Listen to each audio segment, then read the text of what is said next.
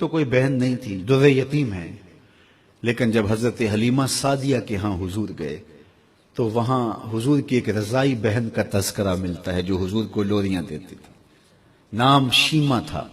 تو شام کے وقت جب خواتین کھانا پکانے میں مصروف ہونے لگتی تو بہنیں ویر اٹھا کر کے باہر لے جاتی۔ ہر بہن کا خیال یہ ہوتا کہ میرے ویر سے سونا زمانے میں کوئی نہیں۔ کہتے ہیں خوبصورتی دیکھنے والے کی آنکھ میں ہوتی ہے، جس کے ویر کا رنگ سونا ہوتا تو وہ کہتی رنگ نہیں تو کچھ بھی نہیں ہے، اور جس کے نقوش تیکھے ہوتے تو وہ کہتی کہ رنگ کا کیا ہے، حسن تو نقوش میں ہوتا ہے۔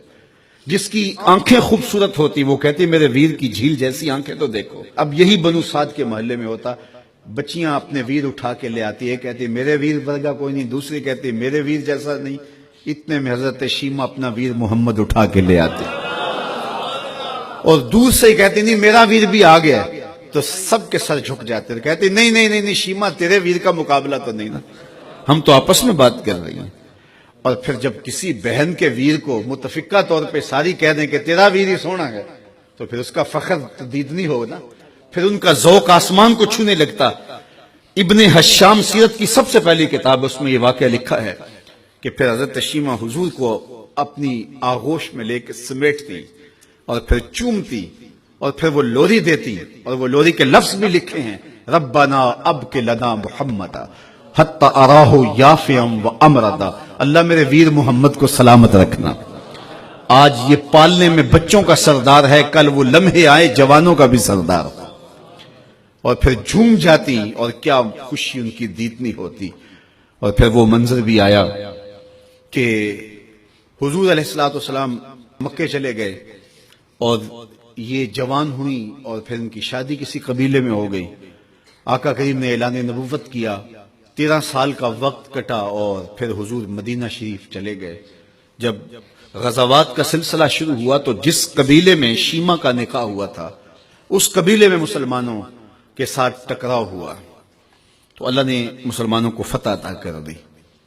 تو اس قبیلے کے لوگ قیدی ہو کے حضور علیہ السلام کے غلاموں کے ہاتھوں گرفتار ہیں۔ تو یہ اپنے قیدیوں کو چھڑانے کے لیے قبیلے کے سردار ایک ایک گھر سے فدیے کے لیے رقم جمع کر رہے ہیں۔ چلتے چلتے شیمہ کے گھر بھی پہنچے جو کہ ایک عمر کا حصہ گزار چکی تھی، اور جا کے کہا کہ اتنا حصہ آپ کا بھی آتا ہے۔ کہا کس لیے؟ کہا وہ جو لڑائی ہوئی ہے اتنے ہمارے بندے گرفتار ہو گئے ہیں تو ان کو چھڑانا ہے۔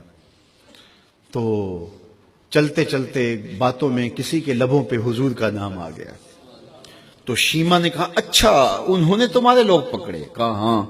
تو کہا پھر تم رقم اکٹھی نہ کرو، مجھے ساتھ لے چلو۔ انہوں نے کہا تجھے ساتھ لے چلیں؟ کہا تم نہیں جانتی وہ میرا ویر لگتا ہے، وہ میرا بھائی لگتا ہے۔ قوم کے سرداروں کے ساتھ حضرت شیمہ حضور کے نوری خیموں کی جانب جا رہی ہیں اور صحابہ ننگی تلواروں سے پہرا دے رہے۔ یہ مکی دور تو تھا نہیں، یہ مدنی دور تھا۔